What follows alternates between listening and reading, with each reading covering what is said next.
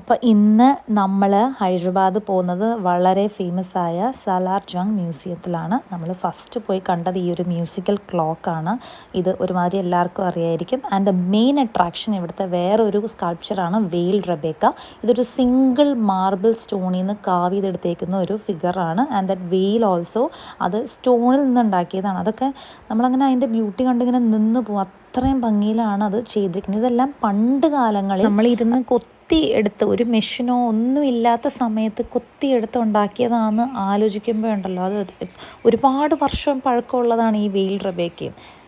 അപ്പം അതൊക്കെ വളരെ ബ്യൂട്ടിഫുള്ളായിട്ട് നമ്മളെന്താ പറയുക, നമ്മളൊരു വാവ് അടിച്ച് നിന്ന് പോകും. വേറൊരു കാര്യം എനിക്ക് പറയാനുള്ളത്, നമ്മൾ ഈ US അല്ലെങ്കിൽ ഇൻ്റർനാഷണൽ ട്രിപ്സൊക്കെ പോകുമ്പോൾ നമ്മൾ എല്ലാ സ്ഥലവും മിസ്സാവാതെ കാണാൻ നോക്കും. പക്ഷെ നമ്മൾ നാട്ടിലാണെങ്കിൽ നമുക്ക് അതിനൊരു വിലയില്ല എന്നുള്ളൊരു ഫീലിംഗ് എനിക്ക് തോന്നാറുണ്ട്. അപ്പം ഞാൻ പറയും, നമ്മൾ എവിടെ പോയാലും നമ്മൾ ആ സ്ഥലത്തുള്ള മെയിൻ അട്രാക്ഷൻസ് കണ്ടിരിക്കണം. ഇപ്പം നമ്മൾ കേരളത്തിലാണെങ്കിലും, ഇപ്പം ഞാൻ കൊച്ചിയിലാണുള്ളത്, കൊച്ചിയിലുള്ള പല സ്ഥലങ്ങളും ഞാൻ ഇപ്പോഴും കണ്ടിട്ടില്ല. അപ്പം നമ്മൾ അങ്ങനത്തെ സ്ഥലങ്ങളൊക്കെ കാണാൻ നോക്കുക. നമ്മുടെ നാട്ടിലും അല്ലാതെ ഇന്ത്യയുടെ അകത്ത് തന്നെ ഒരുപാട് ബ്യൂട്ടിഫുൾ കാര്യങ്ങൾ നമുക്ക് കാണാം. അപ്പം ഇനി കുറച്ച് ഹിസ്റ്ററി ആയാലോ. അപ്പം ഈ മ്യൂസിയത്തിലെ കളക്ഷൻ, അതായത് ഒട്ടുമിക്ക സാധനങ്ങളും സലാർ ജംഗ് ദ തേർഡ് എന്ന് പറയുന്ന ഒരു നവാബ് ഓൺ ചെയ്യുന്നതായിരുന്നു.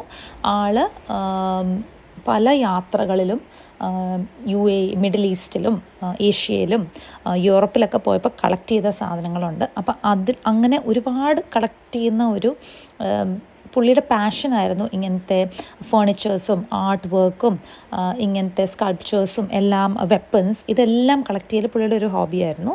പുള്ളി ഒരു ബാച്ചിലർ ആയിരുന്നു എന്നാണ് ഞങ്ങളുടെ അടുത്ത് ഗൈഡ് പറഞ്ഞത്. നമ്മൾ ഗൈഡിനെ വെച്ച് പോകുമ്പോൾ ആക്ച്വലി നമ്മൾ മിസ്സാകാൻ ചാൻസുള്ള പലതും പുള്ളി കാണിച്ചു തരും. ഇത് വേൾഡ് സ്മോളസ്റ്റ് ചെസ്സാണ്. ഇത് ചിലപ്പോൾ പുള്ളി പറഞ്ഞില്ലായിരുന്നെങ്കിൽ നമുക്ക് മനസ്സിലാവില്ലായിരുന്നു. ആൻഡ് ഇത് ഐവറി, നമ്മുടെ ആനക്കൊമ്പ് കൊണ്ട് കാവ് എഴുതെടുത്ത സാധനങ്ങളാണ് ഈ കാണുന്നതെല്ലാം.